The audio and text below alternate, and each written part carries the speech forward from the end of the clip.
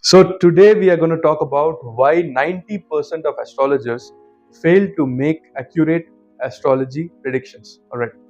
And I feel bad when somebody like a client comes to me from the astro community who has got some experience of consulting with astrologers, and they come and complain that, you know what, I have consulted several astrologers and the level of accuracy is not that much. All right. So I thought that I will give out my technique itself.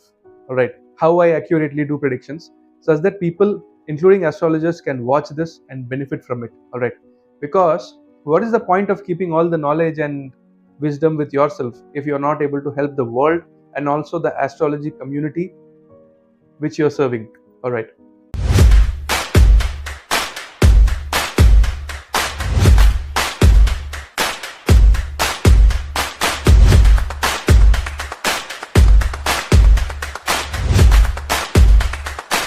So if you look at all these books like Brihat Parashar Hora Shastra and Saravali, Jaimini Sutras and things like that, all right, our seniors, our elders, all right, they have written such beautiful books on astro, reading which we have learned so much. All right.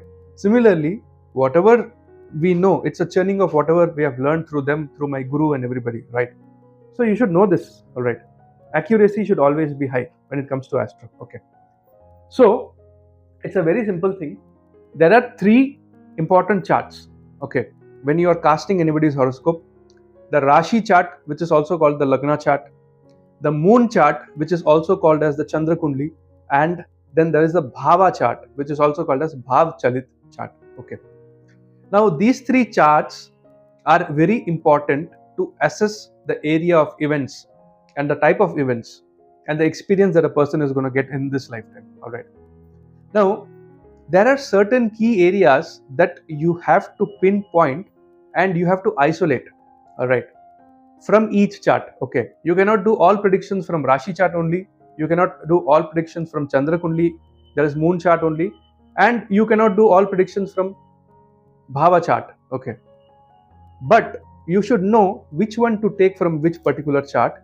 And when you combine all these things and you give the conclusion of all these charts to the client or to the astrology customer, he or she is going to be very impressed and happy. All right. So it's simple, right? I have listed down some key points. I'll read these key points because I know my handwriting is better than a doctor. Okay. Once you understand these key points, I'll explain them and eventually it is going to help you. Guaranteed. Okay. What you have to see from the Lagna chart, what you have to see from the moon chart, and what you have to see from the Bhava Chalit chart. Okay. Lagna chart. First thing is, in Lagna chart, you can find out the nature of the planet.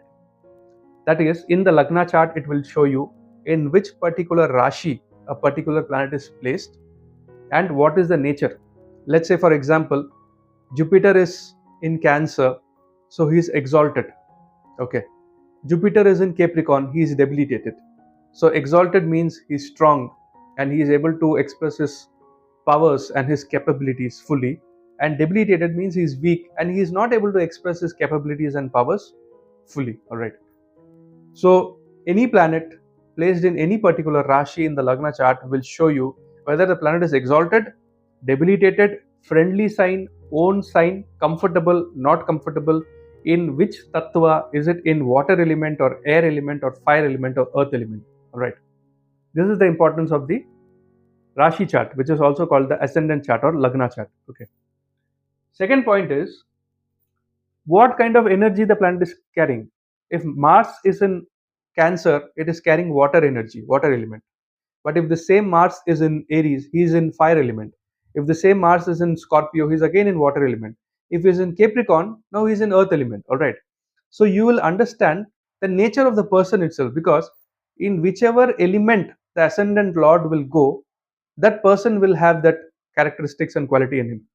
For example, if Mars is in fire sign, then he will be very straightforward, very hot-headed, angry, ambitious, all right, and would always want to exert his opinion strongly. But if the same Mars is in water element, then the person is a little bit passive aggressive, a little bit like hiding behind someone and attacking, not directly attacking, okay, has a problem in confrontation, all right, and will not be able to express the quality of Mars as strongly as it is in Leo or Sagittarius or Aries, because it's fire element. Mars has become strong and direct because Mars itself is a fiery planet and it is in fire element, right? So whichever planet, Saturn in Aries, Saturn has taken fire element. So there is a fire and ice combination. So then the person will be always internally feeling steamed, that is not able to express himself or herself properly when Saturn becomes debilitated in fire element Aries, or he won't be able to show his anger, or he will show his anger unnecessarily, and he won't be able to do work in a distributed manner. Always like imbalance, won't know which work to do when, how fast, and things like that. There'll always be a hurrying factor. Then from the Rashi chart, you are able to see which nakshatra a planet is occupying. All right. So whether a planet, it can be your Lagna Lord, it can be your moon, it can be your sun, it can be any planet in your horoscope. But from the Rashi chart, you will be able to identify, all right, what are the nakshatra energies and what are the nakshatras that are actively contributing in your life. Important nakshatras are the nakshatras of your Lagna Lord, moon, and the Lagna itself, that is the ascendant point. That nakshatra is very important. And also the nakshatras that are occupied by the 9 planets, starting from Sun, Moon, Mars, Mercury, Jupiter, Venus, Saturn, Rahu, Ketu. All right. So you can see what kind of a story is going to happen in your life by seeing in which nakshatra your moon is placed, in which nakshatra your Lagna Lord is placed, and which nakshatra is the Lagna point itself. These 3 nakshatras are the storytellers of the life or the script of your life. What kind of a script I'm born with, and what are the good things and the bad things that I'm going to get, because nakshatras are the powerhouses which is expressing through planets. All right. Then you will able to see what are the yogas the planet is creating in your horoscope. Whether you are having a Viprit Raj Yog, whether you are having a Nij Bhang Raj Yog, whether you are having a Harsha Yog, Vimala Yog, or Parvata Yog, or Kendrum Yog, or Kal Sarp Yog. I don't believe much in Kal Sarp Yog. There are slight effects, but not as exaggerated as in the text. All right. Or it is Panch Mahapurush Yog like Shash Yog, Hams Yog, um, Malavya Yog, Ruchak Yog, Bhadra Yog. All right. Buddha Aditya Yog. So whatever yoga you have, that has to be seen from the Rashi chart primarily. You can also cross verify it from the Bhav Chalit, but more importantly from the Rashi chart, that is the ascendant chart, the Lagna chart. Okay. And through this chart, you can find who is the actual dispositor of the planet. So let's say you are a Aquarius ascendant and your Lagna Lord Saturn is placed in the sign of Sagittarius. So obviously Jupiter becomes a very important planet for your wealth, because if Jupiter is strong, you are strong, your Lagna is strong. If Jupiter is weak, afflicted, your health becomes afflicted, your personality becomes afflicted. All right. So it is very important to see the dispositor, because planets behave like dispositor, dispositor behaves like the planet. So whenever a particular planet is placed in the Rashi or the energy of a particular planet, this planet absorbs the quality of this one, and this planet also injects its own quality into this planet. For example, Saturn is in Sagittarius. Okay. So Saturn is injecting its quality into Jupiter, and Jupiter is becoming Saturnian. Jupiter, which is the dispositor of Saturn, Saturn is in Sagittarius, so Saturn is becoming like Jupiter. Saturn is forced to behave like Jupiter. All right. So it's very important when you go to advanced level of astrologies where dispositors become very important. Somebody comes and tells you, will I get property? Will I get this? Will I get that? All right. So you have to see if the dispositor is well placed, unless the planet in its own sign. Even an exalted planet cannot give you all the exaggerated results of an exalted planet, like wealth and power and position and health and everything, unless the dispositor is well placed. Okay. So from the Lagna chart, you can identify the dispositor, right? That is, which planet is ruling which planet, whether both of them are well placed, whether individually one is well placed, and is it a good angle. All right. then what you can see is that you can see the aspect connection, whether there is a mutual aspect, whether some other planet is aspecting your important planets. All right, for example, let's say that you are a Leo ascendant, Sun is your ascendant lord. If Saturn aspects this Sun, then your Sun has become a little bit afflicted and weak. If Rahu afflicts by aspect to the Sun, then Sun has again become afflicted. If Mars is aspecting the Sun, then Sun is becoming powerful. If Jupiter is aspecting the Sun, then Sun is becoming powerful. But aspect means connection and influence. Mutual aspect means both the planet are aspecting each other. So both are influencing each other. And individual aspect means, let's say the planet is placed in a certain house and only one planet is aspecting that planet, then this planet is injecting and influencing the other one and telling you become like me. I am giving you my energy or qualities.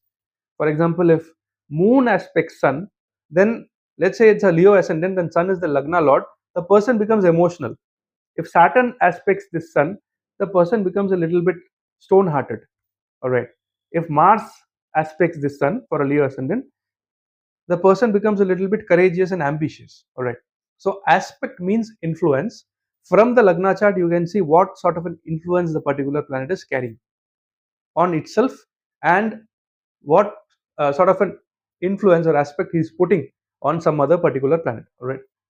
The next point is that through the Lagna chart, you can calculate your Vimshotri Dasha, that is, moon sits in a particular Rashi at the time of your birth, in a particular Nakshatra, in a particular Pada, and the ruler of that particular Nakshatra becomes your Vimshotri Mahadasha Lord. And in which particular Pada moon is placed, the Vimshotri Mahadasha starts from that certain period. So let's say that your moon is placed in Mrigashira Nakshatra. Mrigashira Nakshatra is ruled by Mars, then you will start Mangal Mahadasha. Now, if Mars is in first pada or second pada or third pada or fourth pada, based on that, your Mangal Mahadasha, the remaining balance would be that. Whether it's going to be like 7 years, whether it's going to be 5 years of Mangal Mahadasha remaining or 4 years, whatever it may be, that depends on the position of the pada. Okay, how much the particular planet has traversed into that particular nakshatra. Okay.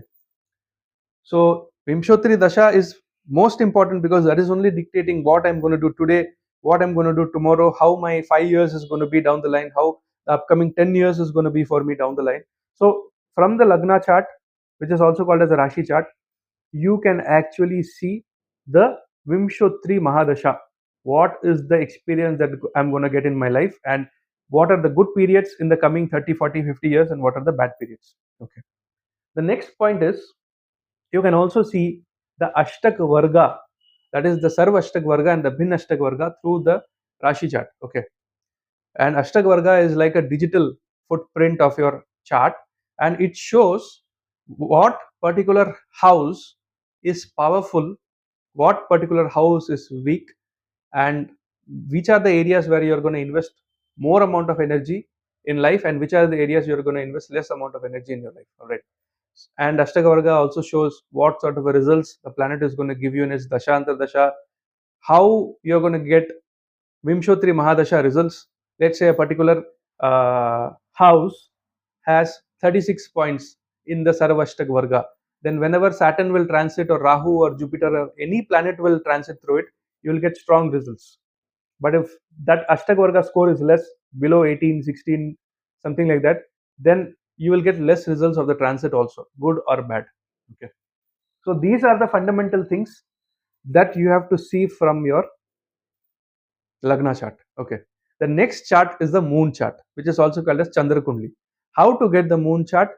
Whenever you make moon the first house and arrange the planets with respect to the moon, then you arrive to your Chandra Kundli, that is your moon chart. Okay. The moon chart, okay, another experiential principle which I have read and which all the fellow astrologers should know is that the Chandra Kundli, right? If moon is exalted or moon is placed in own sign, or the Ashtagvarga score of the particular house in which moon is placed, sorry, the particular Rashi in which moon is placed is very strong, then you can actually start making predictions directly from the Chandra Kundli instead of the Rashi Kundli. That is a Lagna chart. Why I'm saying is that I was doing a consultation for a person, and this person turned out to be divorced. Now there is no influence of Rahu or Ketu in the first house, seventh house of either the Lagna chart nor the Rashi chart. There is neither the seventh lord in the sixth house or the eighth house or the 12th house. There is neither the seventh lord being conjunct with malefics like Rahu, Ketu, Saturn. But the person said, "Do you see anything abnormal in my married life?" So I just looked at the moon chart, and in the moon chart, Rahu is placed in the seventh house, and this person got divorced. All right. Then I remembered a dictum that astrology predictions can be made accurately based on which particular chart is stronger, either the Lagna chart or the moon chart. So, if the Lagna lord is exalted or well placed, or the strong planets are placed in the Lagna, then you can start doing predictions directly from the Lagna chart. But if you see, let's say, moon is exalted, placed in own sign, moon is conjunct with strong planets like Jupiter or Sun or Mars, let's say Saturn also, and the Rashi in which moon is placed has a very strong score in the Ashtakvarga chart, then you can start predicting from the moon chart itself. So they say na that do predictions from whichever lagna is stronger, Chandra lagna or the normal Rashi lagna chart. So I hope you're not getting confused.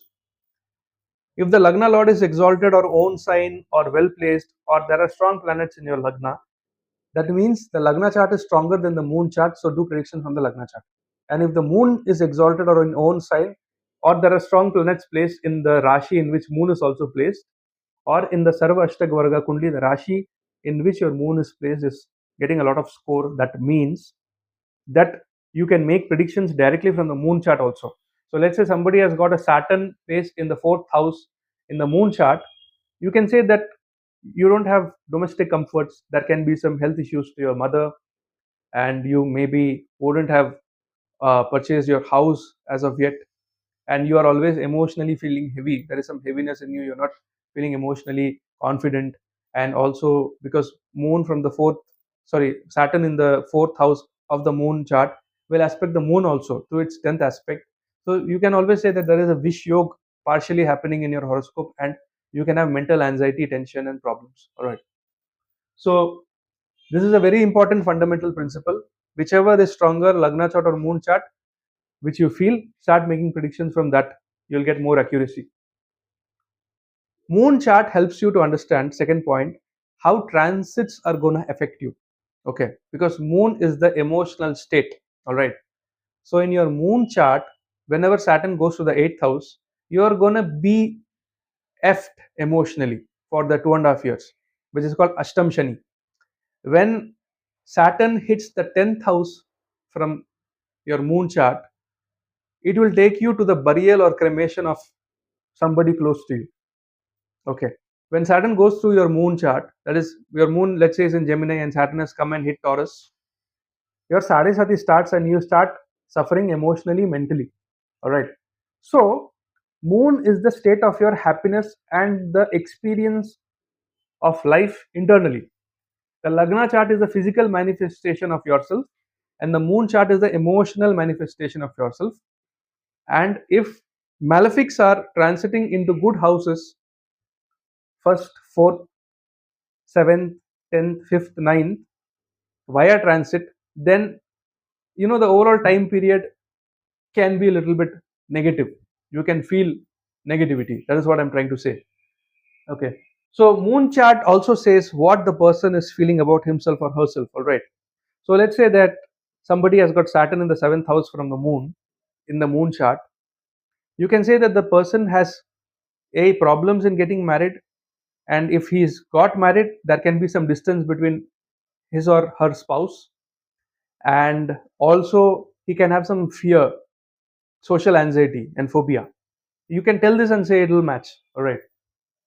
So similarly, if somebody has got Saturn in the 8th house from moon, then you can predict that the in-laws are a little bit self-centered, selfish, and they're always expecting you to help your in-laws.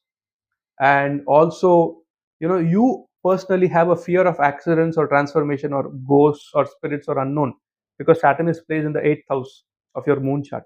Okay. So I cannot say everything, but understand the concept. any planet placed in any particular house of the moon chart means what the person feels emotionally towards that particular house. So if somebody is having Rahu in the seventh house from moon, he can be obsessed with the married life or spouse.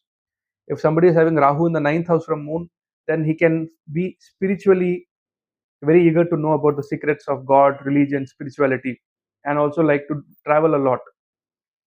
Similarly, if somebody has got Rahu in the 10th house from moon, the person is career focused, crazy about career and making it big in life, like something like a serial entrepreneur. All right. So this is the quality. And how Mahadasha is gonna affect you emotionally. All right. So let's say you are a Makar Lagna, Capricorn ascendant. Your Lagna Lord Saturn is placed in the 10th house in Libra in exaltation. And your Saturn Mahadasha is going to start. Okay. So you are like, okay, my Saturn Mahadasha is going to start, and I'm a Capricorn ascendant. My Lagnesh is in the 10th house, 19 years of exalted Saturn Dasha. I'm going to become the king of the world, etc., etc., etc. But you will see that for that same Makar Lagna, let's say the same Saturn which is placed in the 10th house in the Lagna chart is placed in the 6th house from your moon, your natal moon, or the 8th house from your natal moon, or the 12th house from your natal moon, then that's it. During this Saturn Mahadasha, exalted Saturn, Makar Lagna, supposed to be king, you will either undergo debts, diseases, court cases, tension. If it's in the 6th, that is, the moon is in the 6th house from Saturn, and transformation, accidents, surgeries, and long standing diseases also at times. If Saturn is in the 8th house from your natal moon, and similarly, if it's in the 12th house, expenses, relocation, hospital visits, right? Such kind of problems when it is 12th from your natal moon. Okay.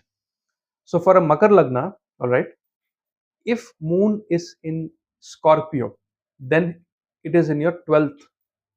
That is, Saturn is in the 12th from the moon. Okay.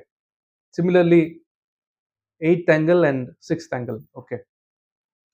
So how Mahadasha is going to impact you emotionally, that also can be seen from your moon chart. All right.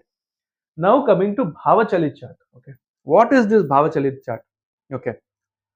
According to me, when you take the center point of your birth, that is your ascendant degree, as the center point of your birth, and you go 15 degrees forward and 15 degrees backward, whatever planets occupy in that area comes to your first house. Similarly, for the second house, third house till the 12th house. All right. So Bhava Chalit chart, according to me, is that chart which shows you the true actual position of the planet. So a planet can appear to be in, let's say, the seventh house in the Lagna chart. That is this one, the Rashi Chakra, and the same planet can appear in the eighth house in the Bhav Chalit chart. Okay. So when you make predictions, you actually make predictions for the planet placed in the eighth house. In this particular Rashi, I have made a video on Bhav Chalit chart. You can watch that, and I've explained Bhav Chalit chart in a lot of detail. Okay. I'll share the link also. All right. But what I'm trying to say is that using Bhav Chalit chart, you can actually see the true position of planets. So many people come to me and they say that we are having married life problems, nobody is able to predict it. Because the person doesn't see that the Saturn, which is placed in the sixth house or the eighth house in the Lagna chart, is actually sitting in the seventh house in the Bhavchalit chart. Or the seventh lord, which is placed in the seventh house itself in the Lagna chart, that is the Rashi Chakra, is placed in the sixth house conjunct with Ketu, or in the eighth house conjunct with Rahu, let's say for example, or Saturn or Mars in the Bhavchalit chart. And these are yogas for problems in married life. But people don't see Bhav Chalit chart, they just see Rashi chart and they do mundane predictions. So accuracy comes down. So Bhav Chalit chart indicates which position, which house the planet is truly giving results, and you have to do predictions based on that particular house placement. It also indicates events created by planets in which area of life. So in your Rashi chart, Saturn is placed in the fifth house. So astrologers will predict you will have delayed childbirth, you will have obstacles in education, and your luck will not favor you, and you will not be lucky in love matters. So many problems will be there in love life. You will have a frustrating love mate and things like that. Nothing will match because the Saturn has gone to the fourth house. Now you are having problems with your home, your domestic comfort, your mother's health, your peace of mind, because in the Chalit Kundi, Saturn is in the fourth house.